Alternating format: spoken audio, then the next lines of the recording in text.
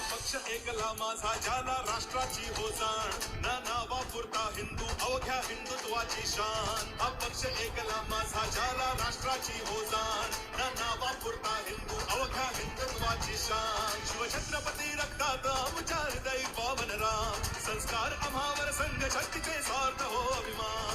हा देश घडविण्यास सदैव तत्पर पक्ष भाजपा.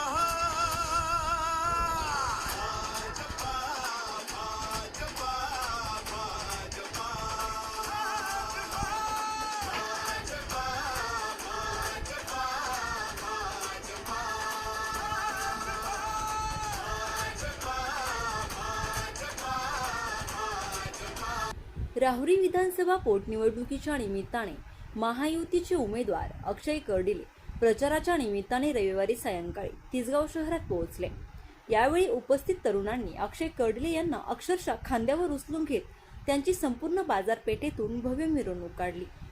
अक्षय कर्डिले यांनी देखील तिसगाव ग्रामस्थांसह सर्व व्यापाऱ्यांना महायुतीला मतदान करण्याचे आवाहन केले.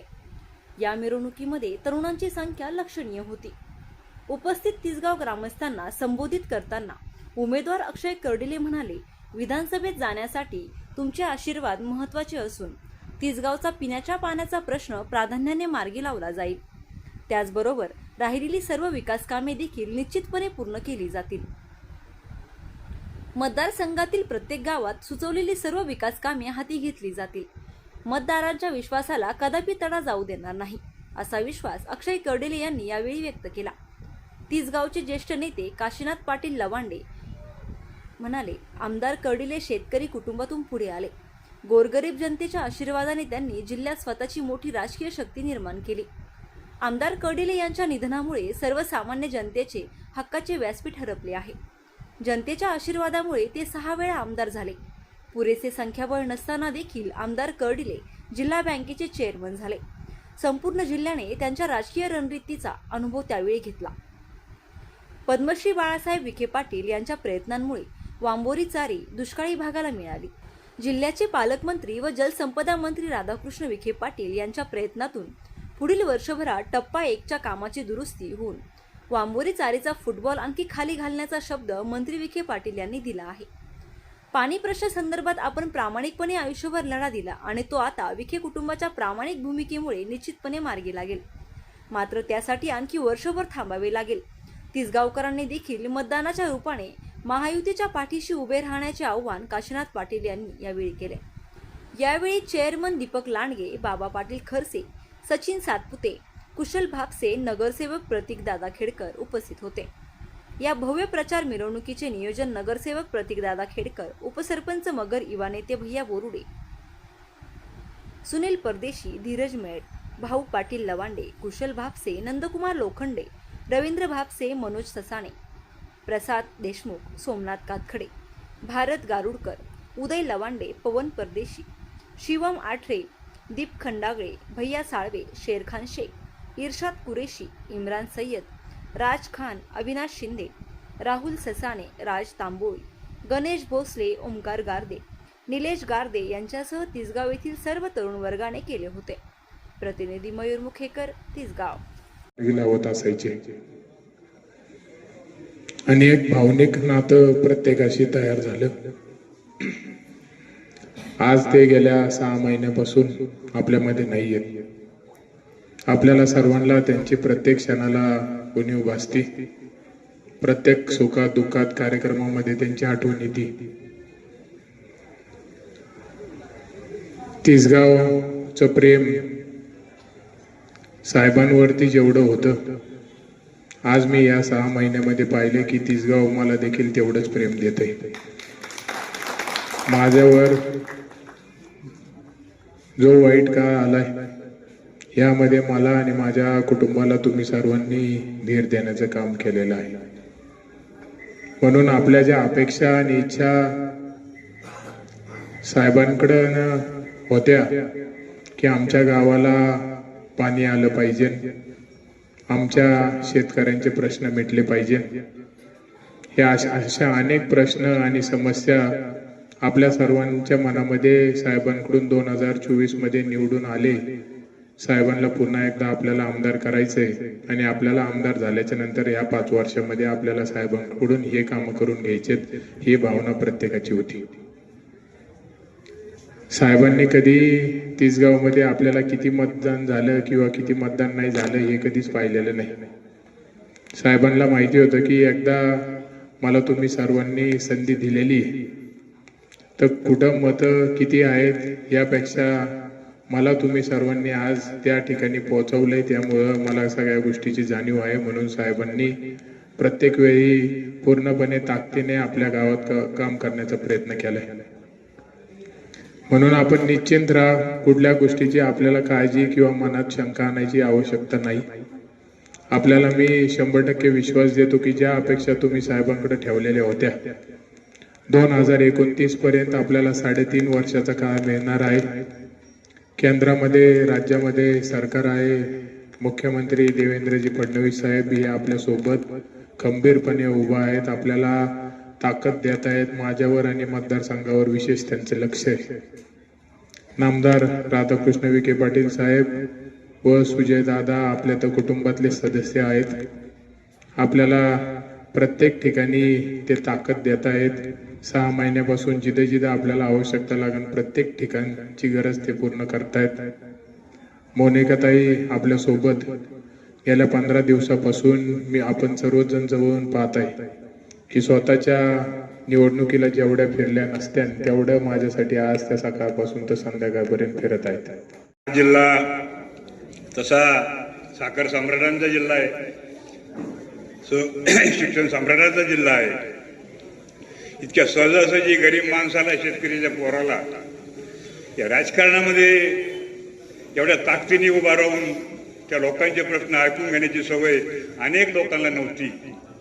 पण मी 25 वर्षामध्ये आपण पाहिलं की ज्या वेळेस संघर्ष करण्याची वेळ आली तिने आपल्यासाठी संघर्ष केला आणि अगदी पक्षाच्या वरिष्ठ नेत्यापर्यंत तुम्ही समजून घ्या जे गोष्ट शक्य असायची लोकशाहीमध्ये. ज्यावेळेस बँकेची आपण निवडणूक पाहिली, एक उदाहरण म्हणून सांगतो, तसं त्या मंडळीत 6च माणसं होते, समोर 14 लोक होते. मुख्यमंत्र्यांना सुद्धा दखल घ्यावी लागली आणि एक राजकीय एक ताकद असते सामान्य माणसाची, तिची दखल घेऊन आदरणीय कर्डिले साहेबाला बँकेचं चेअरमन करावं लागलं. हा जगातल्या इतिहासामध्ये हा जो प्रसंग आहे तर त्या माणसाचं हा गौरव आहे. त्या माणसाबद्दल विरोधी पार्टीतल्या सदस्यांना सुद्धा ती जाणीव होती की हाच माणूस कारखान्याला असू किंवा गरीब शेतकऱ्याला असू न्याय देऊ शकतो. आणि म्हणून अशी अनेक उदाहरणं आहेत आपल्या समोर. आणि म्हणून की ज्यावेळेस एवढी गाजलेली कारकीर्द मी कालच सांगितलं विखे पाटलासमोर की त्यांनी या जिल्ह्यामध्ये स्वतः एक दरारा निर्माण केला होता. त्यांना विचारल्याशिवाय अनेक जिल्ह्यातले महत्वाचे प्रश्न त्यांना सोडून चर्चा होऊ शकत नव्हती. एवढी राजकीय किंमत तुमच्या सर्वांच्या गरीब माणसाच्या ताकदीने त्यांना आपण दिली होती लोकशाहीची. आणि म्हणून ते अचानक गेल्यामुळं साऱ्यात जास्त तोटा, साऱ्यात जास्त नुकसान तर कोणाचं झालं असेल तर दुष्काळी तालुक्यातील जनतेचं झालं, दुष्काळी तालुक्यातील शेतकऱ्यांचं झालं. कारण एवढा आवाज उठून आणि तुमच्यासाठी कोणत्या योजना, कोणत्या स्कीमा जे लागतील सहकारी बँकेच्या माध्यमातून ती देण्याचा प्रयत्न केला. आपण अनेक वेळेस पाहतो, आपण गेलेलो त्यांच्या घरी, अगदी 7:30 वाजता सुद्धा 100 लोकांची तिथं गर्दी असायची. प्रत्येक माणसाचं जे काम असेल ते तलाठी असेल, सरकार असेल, तहसीलदार असेल, PSI असेल, त्यांच्या आपल्यासमोर फोन करून त्यांनी न्याय देण्याचा प्रयत्न केला. पाहू, करू, नंतर या, ही भाषा कधी वापरली नाही. आणि म्हणून गरिबांचा कैवारी न्याय देणारा माणूस आपल्यातून अचानक गेल्यामुळं की जे उणीव या मतदारसंघामध्ये निर्माण झाली ती भरून काढण्याची ताकद कर्डिले साहेबांच्या पुण्याईने म्हणा, त्यांच्या कर्तृत्वाने म्हणा, त्यांच्या चिरंजीवला पार्टीने तिकीट दिलं आणि अक्षयने सुद्धा त्यांचं लोकांशी असणारे संबंध, संपर्क जवळून पाहिला. आणि म्हणून ती पुण्य आणि त्यांची कर्तबगारी, एक संघटना कौशल्य, शेवटी संघटनेमध्ये, राजकारणामध्ये तुमचं अस्तित्व टिकून वाढवायचं असेल तर फार मोठं संघटना कौशल्य लागतं. आणि ते बाळकडू मला असं वाटतं की वडिलाकडून, त्या घराण्याकडून अक्षय कर्डिले यांना मिळालेलं आहे. मी जास्त बोलत नाही, परंतु आमच्या अनेक चर्चा झाल्या. चेअरमन आहेत, सदस्य आहेत, बाकीचे रायकर आहेत, सारे जबाबदार मंडळी या ठिकाणी. म्हणून जी खंत परवा सुजयदादांनी आपल्याला बोलून दाखवली की आम्ही एवढं काम करून सुद्धा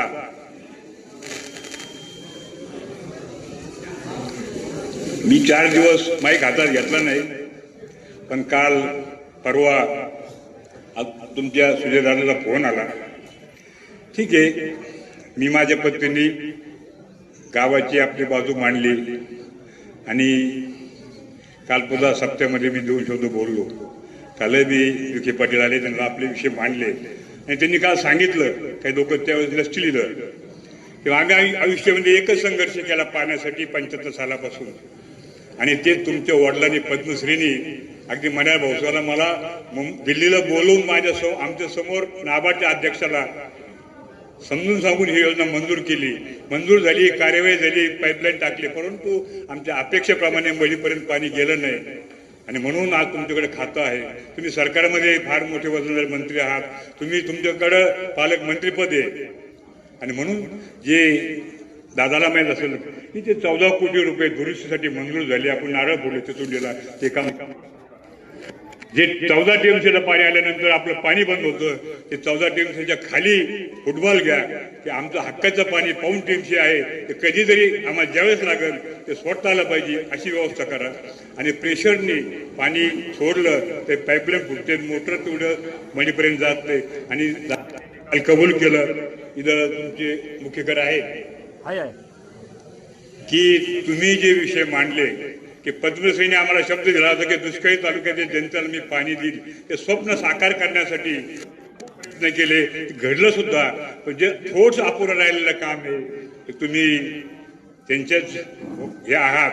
आणि ते काम दुष्काळी तालुक्यांचा, ते गरीब माणसाचा जो प्रश्न आहे तो विषय त्यांनी घेतला होता पद्मश्रींनी आणि आश्वासन दिलं होतं. ते आश्वासन तुम्ही पूर्ण करा. त्यांनी त्यांच्या भाषणामध्ये सांगितलं की तुम्ही जे 3 गोष्टी सांगितल्या मी 1 वर्षात पूर्ण करेन. 14 कोटीचं काम लवकर सुरू करतो, मळीपर्यंत पाणी गेलं पाहिजे, मोठी कुठं दुरुस्त नाहीत ते करील, ते खातं माझ्याकडे आहे, त्या खात्याचे पैसे माझ्याकडे आहेत, पैसे शिल्लक आहेत, तुम्ही काळजी करू नका, असं 150 लोकांसमोर काल वस्तूवर आपल्याला सांगितलंय. आणि म्हणून आपला सर्वांचा 100% विश्वास आहे विखे पाटलावर. त्यांना सांगितलं दादा की आम्हाला कापलं तरी आमचा आवाज विषय कुटुंब निघेल, एवढं प्रेम तुम्ही आम्हाला दिलं, आम्ही तुम्हाला दिलं. विषय हा नाही, पण ज्यावेळेस काही जनतेचे विषय असतात, जनतेचे प्रश्न असतात. महायुतीचे उमेदवार आमचे मित्र अक्षयदादा कर्डिले यांचा काल तिसगाव शहरामध्ये प्रचार दौरा होता. त्या दौऱ्याचं नियोजन अक्षय बुर्डे व आमचे मित्र प्रतीकदादा खेडकर यांनी व आम्ही सर्व मित्र परिवारांनी मिळून मोठ्या संख्येने मिळून इथं सहभागी तरुण, जास्तीत जास्त संख्येने तरुण सहभागी झालेले होते. व त्या निमित्ताने त्या दौऱ्याचं मतदानात रूपांतर होईल अशी ग्वाही मी या ठिकाणी देतो. आणि कर्डिले साहेबांनी जे तिसगाव शहरामध्ये विविध विकास कामं केलेले आहेत, त्याच अनुषंगाने अक्षयदादाही ते विकास कामं करतील. व साहेबांनंतर त्यांनी जनतेचे प्रश्न तिसगाव मध्ये पाण्याचे असतील, लाईटचे विषय असतील, त्यांनी त्या माध्यमातून सोडवलेले आहेत. आणि ते नक्कीच या पदावर गेल्यानंतर ते 100% आमच्या तिसगावकरांचे प्रश्न, राहुरी मतदारसंघाचे सगळ्या नागरिकांचे प्रश्न सोडवतील असा मला विश्वास आहे. आणि त्या निमित्ताने जास्त काही सांगत नाही, पण या तिसगाव शहरातून त्यांना जास्तीत जास्त मताधिक्याने आम्ही निवडून आणू. आणि या राहुरी मतदारसंघातून, या महाराष्ट्रातून सगळ्यात युवा चेहरा या विधानसभेत आम्ही पाठवू आणि सगळ्यात मताधिक्याने पाठवू. अजित दादा नंतर 1 लाखाच्या मताने जर निवडून जातील तर ते फक्त अक्षयदादा कर्डिले असतील.